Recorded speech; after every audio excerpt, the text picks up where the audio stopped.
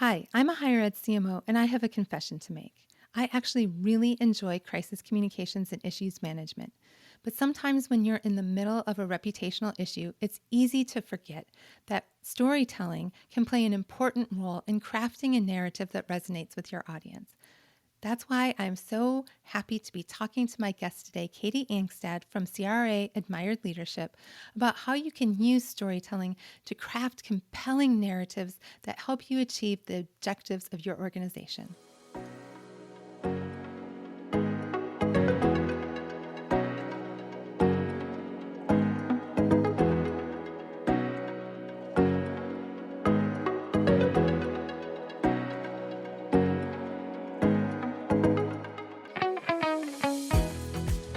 Welcome to Confessions of a Higher Ed CMO, the podcast designed for higher education marketers.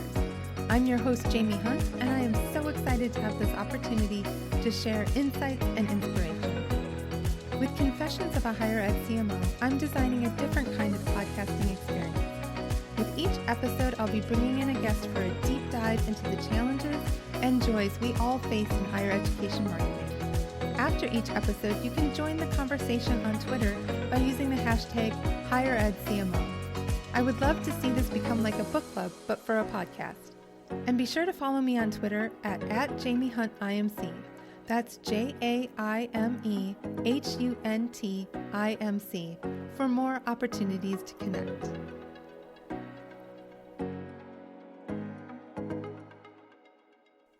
Hey guys, Jaime here. I am giving you a little bit of a warning that my audio doesn't have quite as good a quality as it normally does in this episode. My husband and I moved to a new location and getting all set up. I accidentally entered the studio without checking to make sure that the right microphone was selected. But I think the content is so amazing and Katie's audio sounds great. So I hope you'll stick through it and learn everything that she shares about storytelling and building compelling narratives.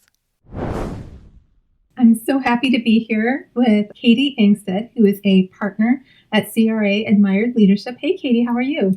I'm great. Thank you for having me. I'm so excited to talk to you today. We're going to be talking a little bit about storytelling and building compelling narratives. And Katie and I worked together when I was at a previous institution, and I probably can't go into details because of the type of work that we're doing with relatively confidential, but Katie is just an absolute expert on strategic communications and leadership communications. So we're so thrilled to have her today. Katie, do you want to tell us a little bit about your career and your journey and what you do at CRA Admired Leadership? Sure, happy to. Well, thank you for having me. I'm honored to be here. I always love listening to your confessions. So, CRA Admired Leadership is a relatively small boutique management consulting firm. I'm, as you mentioned, in the strategic communication practice, but really our firm was founded, we've been around for over almost 40 years.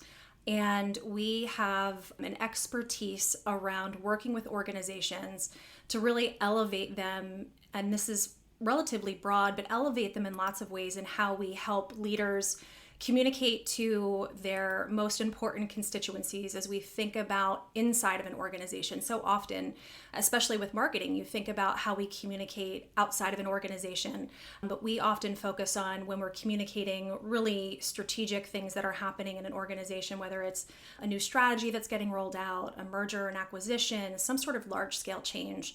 How do we really help and equip leaders to communicate that effectively to the organization in a way that helps employees or associates really understand and align their behavior to whatever the direction is that the organization is intending to go? And so that's really where I spend a lot of my time. But we also have a lot of work that we do related to research and leadership development, and we have a coaching practice. And so a lot of the work that we do, I like to talk about it in a way of how we elevate organizations to be better, not in how they just show up in the work that they do day to day, but like for leaders, and how do we help leaders get better inside organizations. So that's a little bit of a glimpse of some of the work that we do and how we came to be. That's awesome. I have really enjoyed working with Katie and her team. They have been so thoughtful and helpful and always calm, even in the face of some stressful situations. So I always appreciate that about Katie. Recently, you did a 2-day workshop on storytelling and building compelling narratives. In that, we kind of talk about how leaders are using storytelling to drive change and achieve organizational outcomes? What makes storytelling so powerful? That is a great question. So I think so often inside organizations, what you'll come to find, whether it's in an academic institution or a corporate organization, is when there is a change that is happening.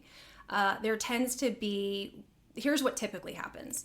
So a leadership team decides that they want to make a change and they will communicate that change. And in that moment, there's usually a lot of activity that happens to announce whatever the change might be. And there's not a lot of context typically that is shared with the organization around the why. And so it leaves readers or audiences feeling like, okay, well, I fundamentally understand it, but I don't really see the connection. And the reason that happens is because leaders have what we call the curse of knowledge, which essentially means that they are involved in hundreds, if not thousands of conversations from week to week and month to month, where they have all the context around why we're making this decision, how is it working, what does this mean? And so then when they announce something, they actually presume that the audience knows more than they actually do, right? So this curse of knowledge is this cognitive bias, if you will, around how they think about it. And so if we take that idea of communicating a change and say, well, what's the story we actually want to tell around this change? And if you think about kind of a narrative arc and the most important parts of a story, you have a protagonist and an antagonist and a setting and rising action and climax and resolution. You have all of these really important parts. If you think about being able to paint that picture and how you tell a story and how you're communicating a change, you're ultimately giving the organization more context to say, okay, now I understand. I have the situation, the context, the background, kind of what are the things that led to the decision. And so that's one part of it. So the additional context in a story is really helpful. But as humans, we are storytelling animals, right? There's even a book that is related to that. Stories are really sense-making tools for people to really understand what is happening, why is it happening, how is it relevant for me? And so instead of saying, let's communicate the change, it's what's the story we're trying to tell around this change to help people have deeper meaning for why and what it really means for them. So do you have an example of a story that a company might tell or an organization might tell to convey information to an internal audience? So when it comes to organizational storytelling, there's a little bit of a nuance because I think so often everyone has a different frame of context when they hear a story, right? What's the story or storytelling or a narrative? And often, organizational stories aren't the type of creative storytelling that I think so many of us often think about. So as we think about an example of a story we might tell, what we're looking for is really what is the frame with which of the story we want to tell. So as an example, one of the words that we hear a lot in a lot of stories that are happening inside organizations right now is around the word transformation. We're telling a story of transformation, meaning we're making these changes because we want to transform how we do business or how we serve students or whatever the case might be. And so you hear a lot of stories that are really centered or oriented around transformation. You hear stories around evolution, how we're developing and evolving and getting stronger and better and faster. You might hear stories also about a transition around how we might be on a journey from going from one place to another, but there's as you think about this idea of a transition or a journey, there's an end state in mind. So there's what we've found in our firm, and we've done a lot of research around this, is that there's essentially 9 ways in which we can tell stories inside an organization. So when we go into an organization, someone says to us, can you help us tell this story? When we look at the stories they're telling already, because whether we like it or not, if you look across how organizations and institutions communicate, there's a lot of existing stories. What we find is the stories that they're telling are actually a lot of the different stories. So instead of saying this is a story of evolution, they're telling a story that's about evolution and transformation and a transition all in one. And it kind of creates confusion. So a lot of the work that we will do with organizations is to help them really refine and enhance the story so it creates clarity for people rather than oftentimes what happens, it can create confusion because people are actually left feeling like, well, what's really happening? Are we transforming, or is this about getting stronger? What is it actually that we're doing? So a lot of the work that we do actually is about language and words and how we use words effectively to create clarity.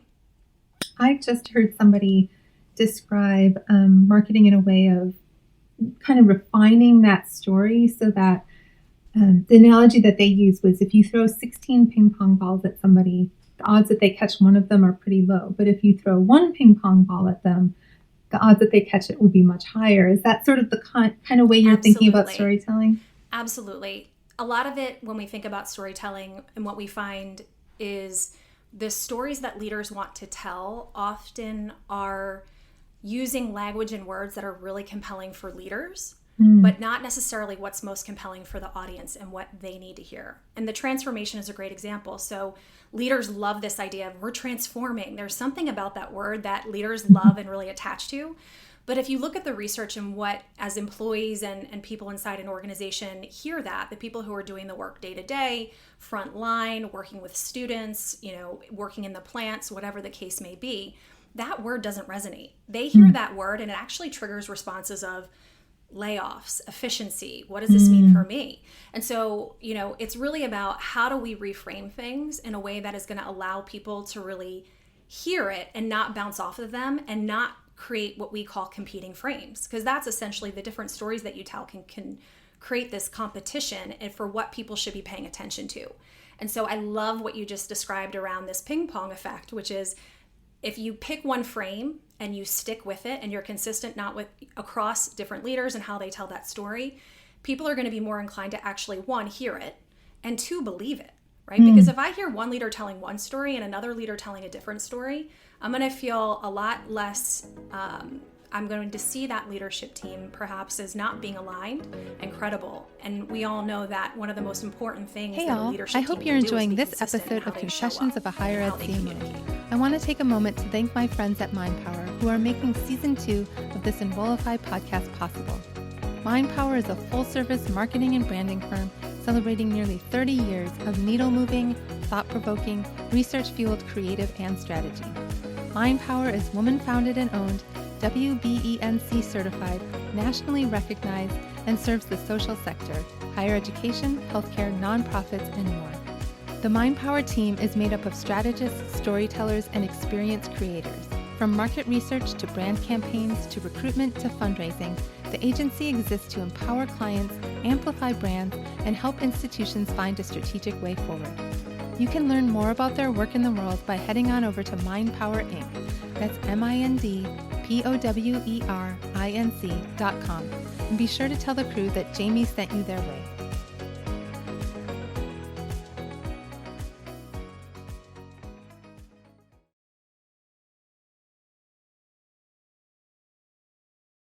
So what kind of advice do you give to leadership teams for having that consistency? If you're working with an organization that maybe has a president and 8 or 10 vice presidents, how do you align those people around a single frame?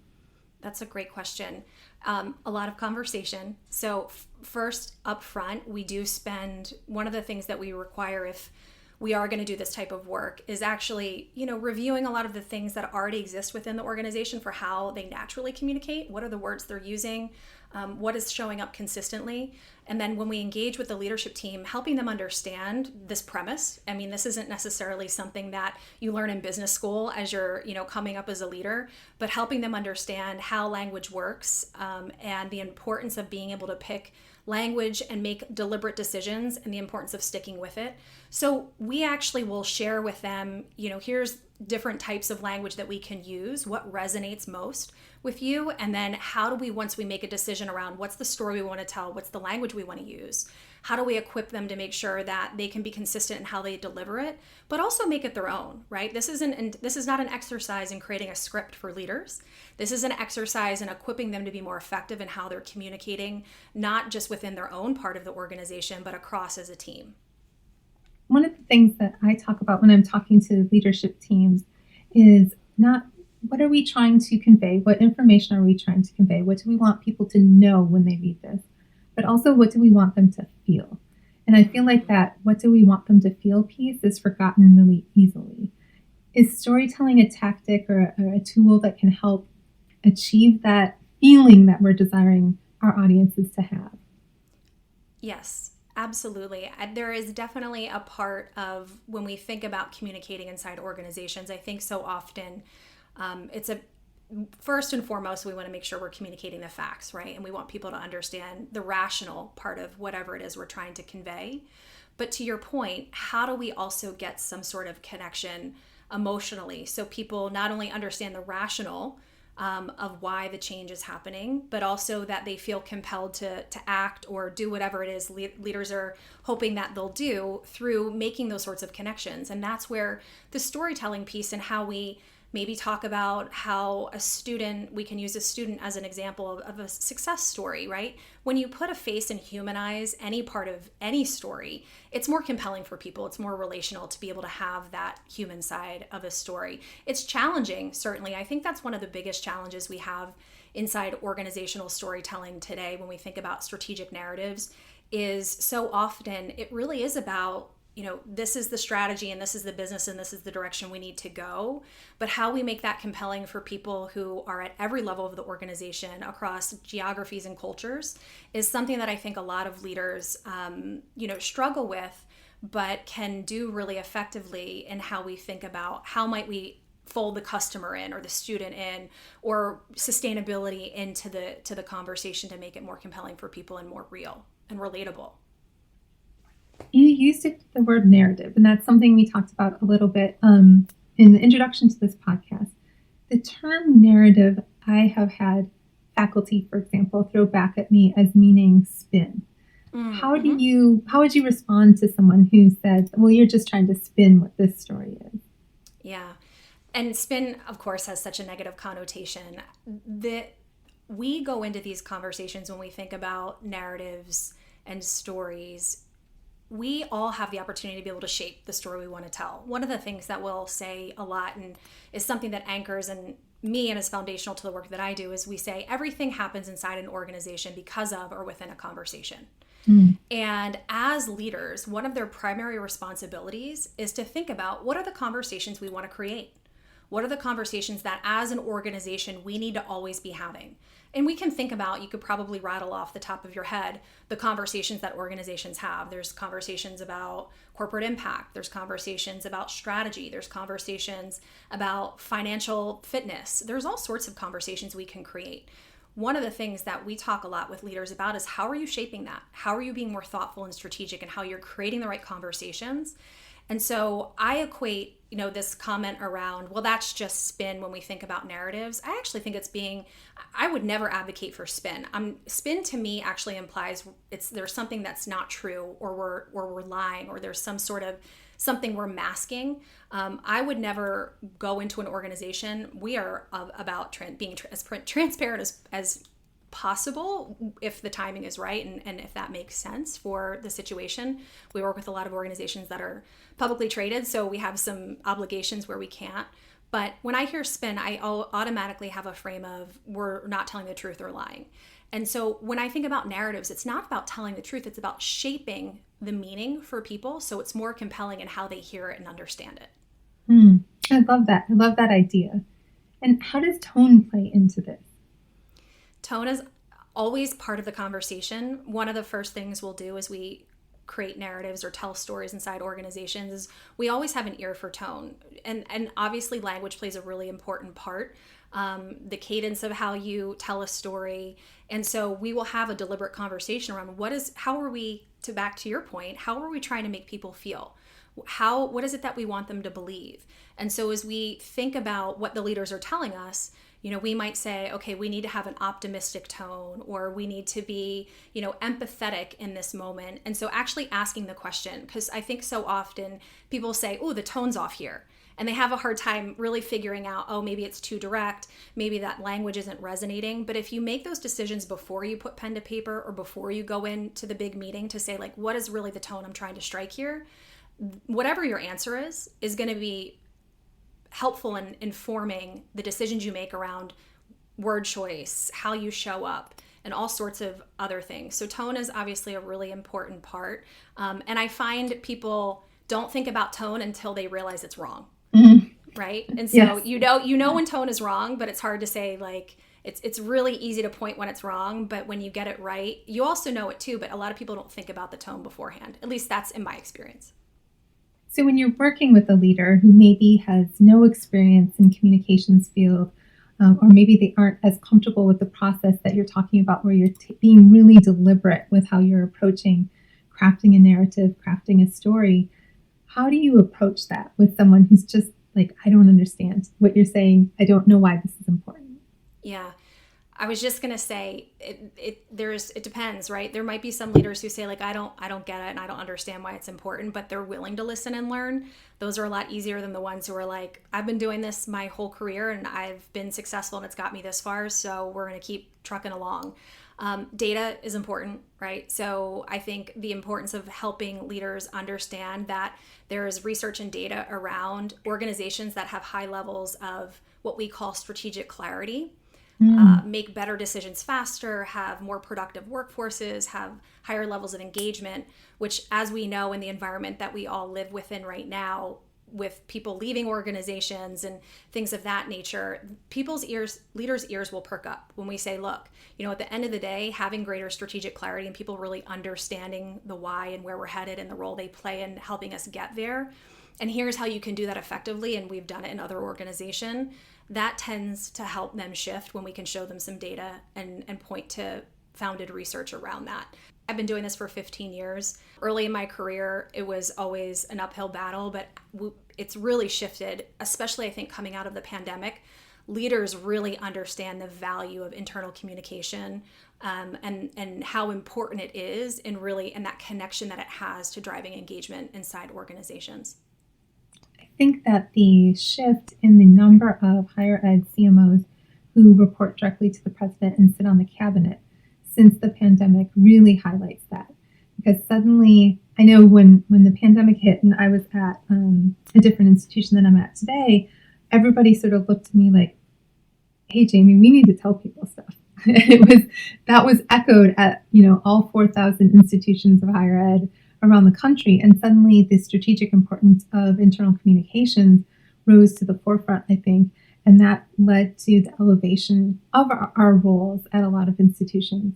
So I think there's definitely underrated value for internal communication.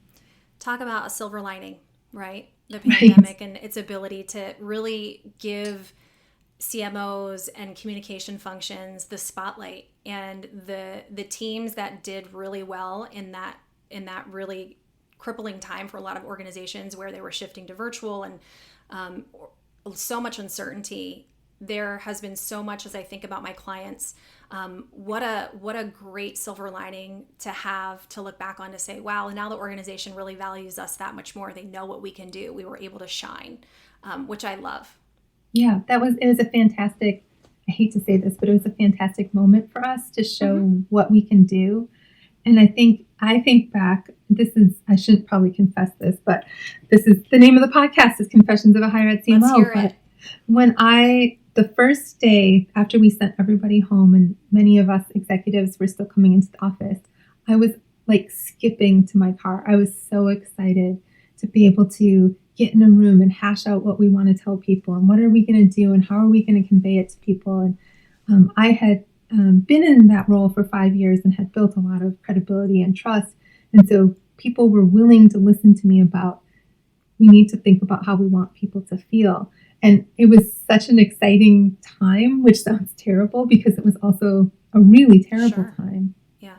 But that idea of being able to play a role in helping your organization get through a challenging time was really, really rewarding. And I'm sure I'm not the only higher ed CMO that feels that way. Does that kind of motivate you in the work that you do? It does. I think to a certain extent, it also validates the importance of the role that any person inside an organization plays in helping communicate to a large swath of people and to create meaning and to have that platform to connect. But 100%, I mean, I remember our firm in particular had really never been busier. That's kind of the nature of the work that we do, that when organizations are in down times, they tend to turn to us for help in being able to communicate things. And so I find myself in a situation, obviously COVID was an extreme, but, being able to be able to help the organization and create clarity in moments that have really high levels of uncertainty and this really sense of anxiety that is challenging, but to have leaders listening and really taking heed on the advice and applying it and seeing some of the great work that really could be done and showcased despite how dark it was in our world at that moment, letting some of that rise to the top. And I think that's something that I will certainly remember for a long time, because even the stories when I talk to my colleagues who are CCOs inside organizations and what have you, just really was despite everything that was happening in the world, was a shining moment for the profession. It absolutely was. Absolutely was. And a lot of public health organizations, those communicators were really, to have a cliche, doing the Lord's work.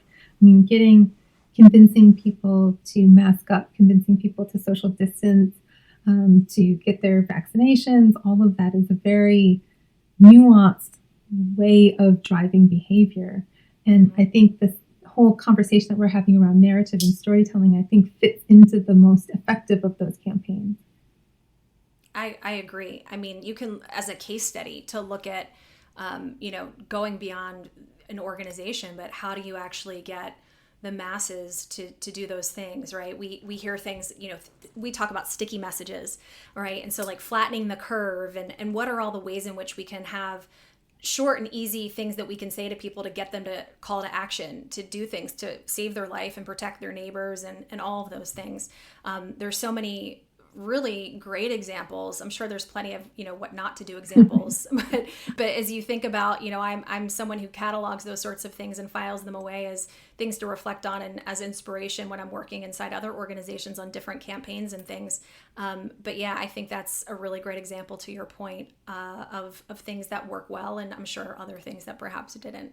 So in your practice, you work with a lot of different clients. And so I'm curious about what advice you might have for shifting gears. So you must shift gears 15 times a day. You're working with this client, then this client, working on this project. And higher ed CMOs are often doing things like, I'm managing a brand platform, then I'm going over here and dealing with a crisis situation, or I'm having to craft a narrative about this or that. How do you shift gears as you move between different tasks in your day? Oh, that's a good question. I think I've been doing it for so long. So let me think about the mechanics of that a little bit. So some of it is having an awareness around the work I like to do. So there is, I think, for most people, you probably, if you think about the variety of things you do out of the day, you probably can say, you know what, I really love when I can be creative and when I write. And so there may be some tasks that you have throughout your day that you really are like, you know what, I should probably spend 30 minutes on this. But then an hour and a half later, you're still doing it because you love it. And that's where you want to spend your energy and your time. And I get that. So I think some of it is first understanding where you get your energy from, but also what depletes your energy. And I think the things that are hardest and the things that you don't like most, I always try and front load those in the earlier part of the day, because as you get later in the day, whether you're an early person or a night person or what have you, just the level of attention that you can put on things gets smaller as the day goes on. So I think the first thing is understanding where you get your energy and where you don't, and figuring out if there's a way to shape your day to be able to organize it as such that you can pull those kind of more strategic things that are harder forward, do that. But I also think the pivoting can be really hard. I mean, I think as I think about any advice I might give someone to do that, is if it is something that's of challenge to you, how can you build in, sometimes we don't have the luxury of any time because we're on the fly and we're on the phone and there's a crisis. Even if it's 30 seconds to take some deep breaths, even if it's, if you have your to-do list or your tracking list, if you require a quick shift and you're mid-thought, there are some people that have a really hard time, like where are you tracking that thought so you don't lose it, and being really deliberate in your process around how you manage those sorts of things. I think just having a heightened awareness around some of that and a process to support it to allow you to shift faster is helpful. But I think a lot of it does come with experience. I at least notice it. There's a lot of folks at our firm that are, kind of fresh out of college, and they're the first time they're in a situation where they're literally operating in fifth gear the whole day.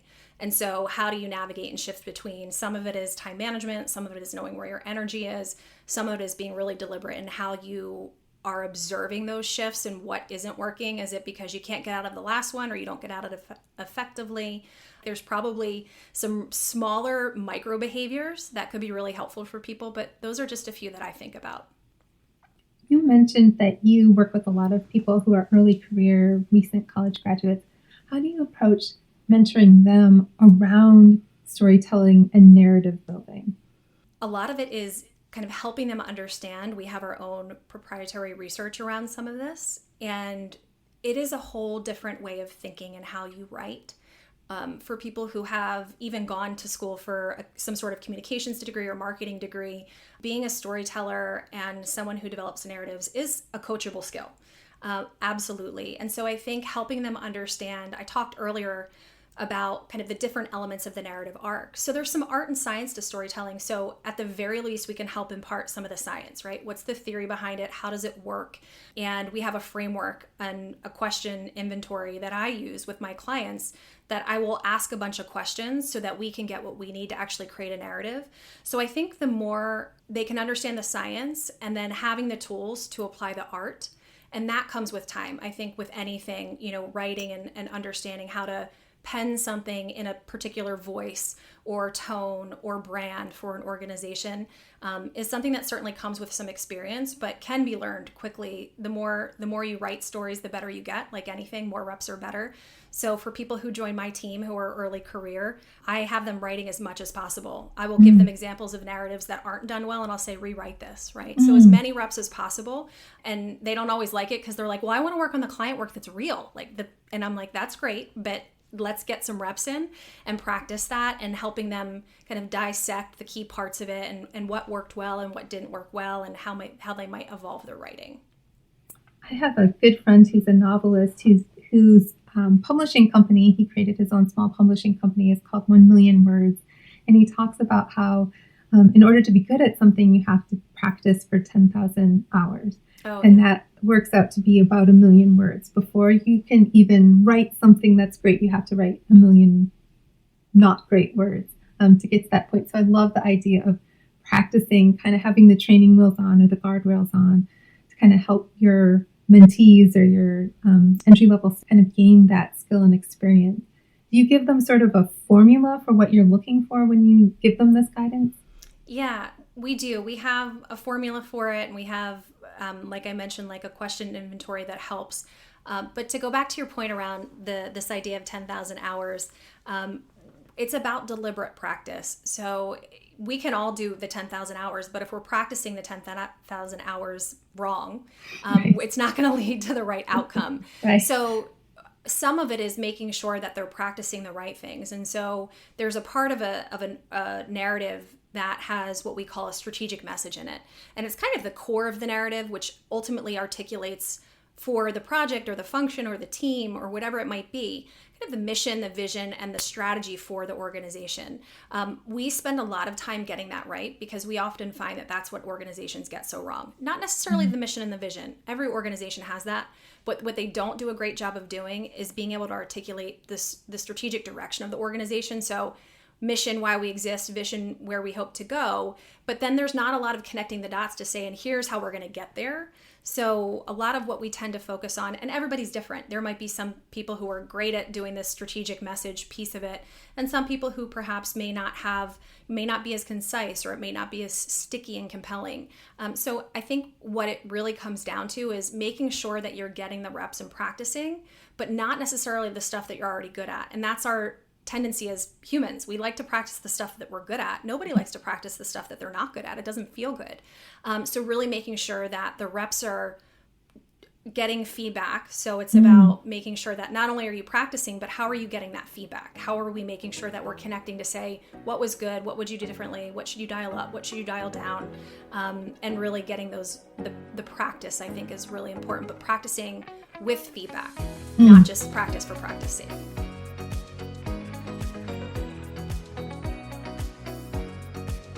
Hey all, Zach here from Enrollify. We founded Enrollify with an ambitious goal: to be a professional advocate for marketers and admissions professionals throughout their entire career, inside and around higher education. We started by launching a podcast, and then a newsletter, and then a review site for higher ed vendors, and then an e-course, and then more podcasts, and then a video series, and then a master course, and eventually a full-fledged resource hub.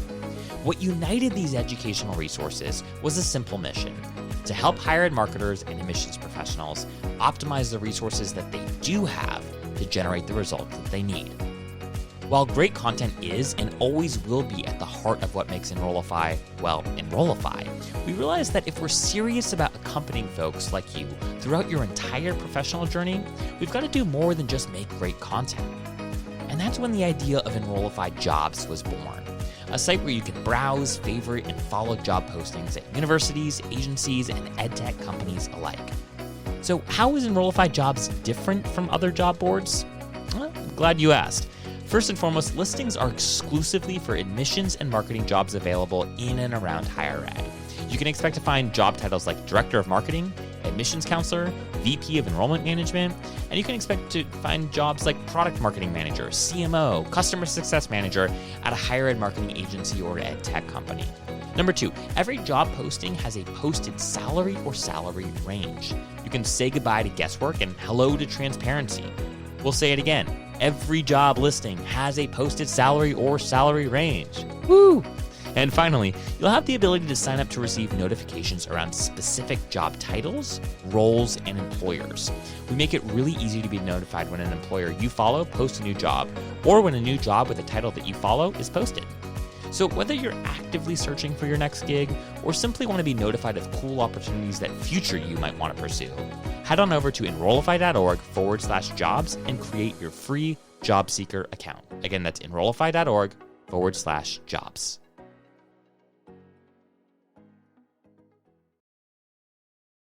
I think that's such an important point. When I talk about mentoring early career professionals, I talk a lot about you can't really sugarcoat feedback. You have to give really honest feedback. This doesn't mean you have to be, mean about it or anything, but to give feedback that points out, yes, this is the right direction. This is why this isn't. And having that sort of why it's not, sort of tying back to the beginning of this conversation. There's now a narrative around the work that you're doing. Yes, I think that's an important point. Being able to give feedback, and that is something that a lot of people aren't great at, and in fact avoid, whether it's because they don't want to be confrontational or they don't want to have the direct feedback. But a lot of the leaders I work with, when they'll say to me, gosh, this person just keeps doing this over and over again and I wish they would stop. And I said, well, did you give them the feedback? Did you tell them? Did you tell them to stop? And they'll say, well, I haven't really had that conversation. And it's like, well, why? Well, I don't want to hurt their feelings. And it's like, well, if you frame it in the context of I'm doing this to make you better, and that is my job as your leader, to elevate you and make sure you're getting better. And it's so interesting to see that kind of flip switch, if you will, for some leaders to say like, oh, you're right. And you don't see that with the more senior leaders, but for early leaders who are really trying to grow talent and build a team, you have to give that feedback, and it has to be a natural part of the culture of the team. I think the greatest irony of my career has been that the earlier in my career I was, the less receptive to feedback I was.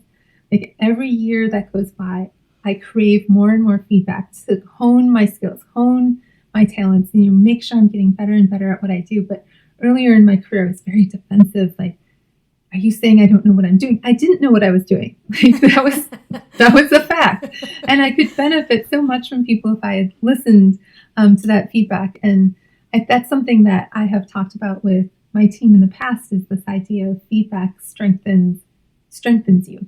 And giving feedback is an art, because sometimes people just say, I don't like this, or just, whatever, that vague feedback. But receiving feedback is, I think, something that we don't talk enough about, being receptive to it, hearing it, taking it on board.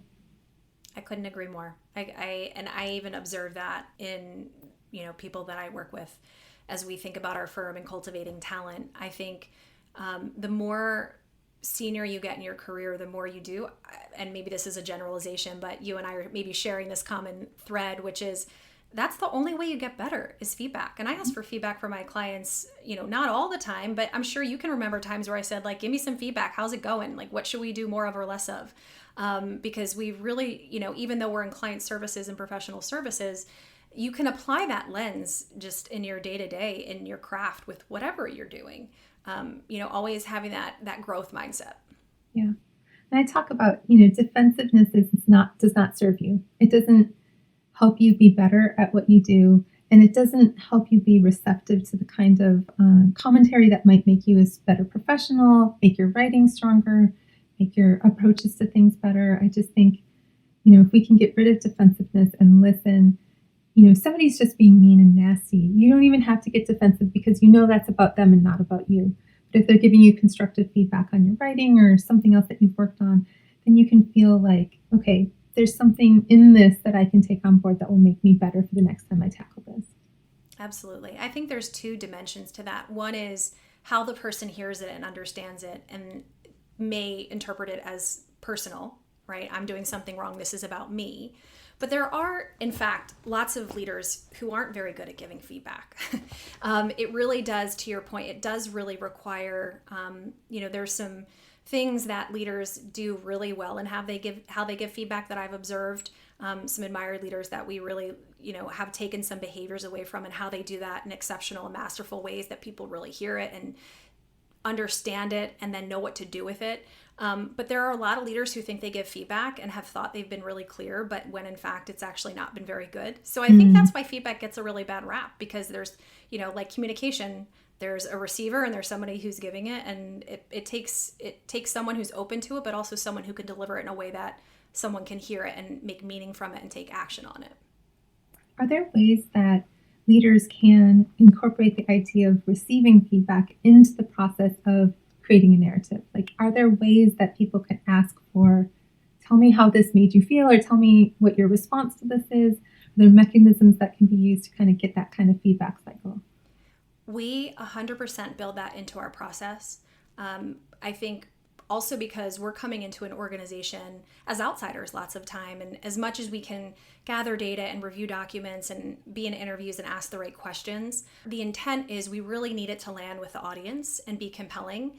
And so we will build in message testing along the way. And so that before we even say like, okay, this is final, we will have incorporated a variety of voices from across the organization at a variety of levels, not just at the level of leadership, to ensure that it's what we're conveying is clear. And especially for organizations with different cultures and different countries, it's really important that you get that right, and you can create a universal narrative, but then that's something that can be translated depending on where you are in the organization, and what's most meaningful in the story or in the narrative to that part of the organization. So we build that into our process automatically to make sure that we're accounting for the different perspectives and the diverse audiences that we need to make sure this is resonating with.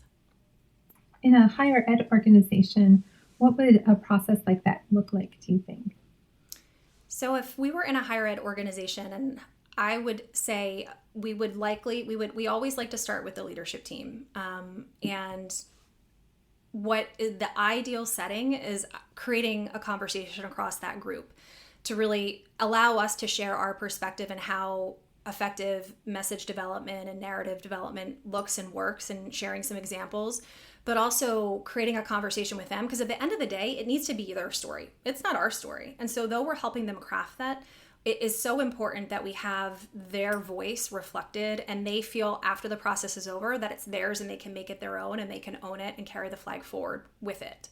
So it often includes reviewing background materials, coming to a conversation with the leadership team where we actually can put forward to say, here's the story we actually think you're telling right now, and helping them understand that.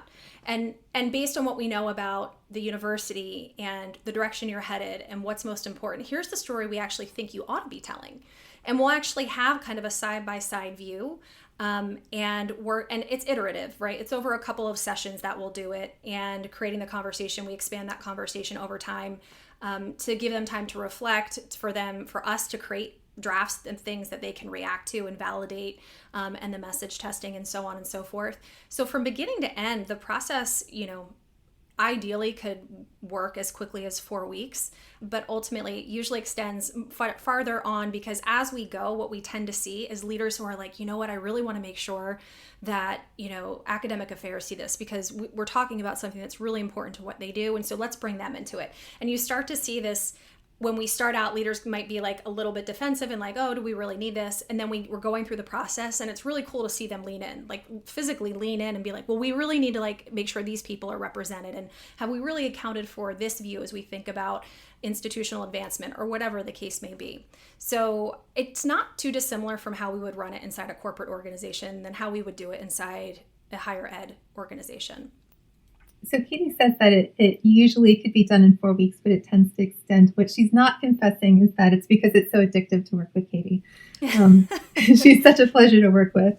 And I've always enjoyed, like, you're the calmest person in the room, and you just have a great way of kind of taking that emotion out of the conversation so that we can have a more productive engagement, I think.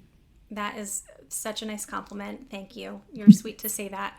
I'm actually like a duck. I'm kind of like in my head, paddling really fast underwater, but just smooth across the water. But thank you for saying that. You are lovely to work with. I've just definitely a bright spot in the past year to have had the opportunity to work with you. Well, thank you. Are there any resources out there for folks who are interested in exploring this topic further? Do you have any workshops on the horizon for 2023? We are. So earlier in the session, you had mentioned the seminar that we have just done around designing compelling messages and narratives. We are in the process of putting together our seminar series for 2023, and we hope to have that ready to publish. I encourage anyone who would like to learn more to follow CRA Admired Leadership on LinkedIn. We post all sorts of things. Please feel free to follow me and we can certainly connect. Lots of times, though, we do the seminars, what we often find is organizations will want to customize things specifically for their teams or for their university or organization. But we do the seminar series because, believe me, there are plenty of people out there who may not work for an institution or individual contributor and really just want to be able to invest in their own development in all sorts of ways. So we have seminars on this and a variety of other topics. Those would probably be the best resources that I could offer, but there are plenty of resources out there that are around storytelling and narratives, and we mentioned one at the top, and so would be happy to share some of those if anyone would be interested. Where can people find you? Are you on LinkedIn, Twitter? I am. I'm not on Twitter, but I am on LinkedIn as Katie Angstadt. But please reach out if you have any questions. And I always love this, as you can tell, I love talking about this stuff. So when you asked me, I was thrilled to be able to do it. Well, thank you so much, Katie. And listeners, you can always reach out to me on Twitter at Jaime, JaimeHuntIMC. You can also find me on LinkedIn. I'm always happy to talk. My DMs are open. And as always, please use the hashtag HigherEdCMO to continue this conversation online. I would love to get your thoughts on crafting narratives, on working on internal communications, on how your role has changed since COVID. Any thoughts that you have. So have a fantastic rest of your day, and let's go bust some silos.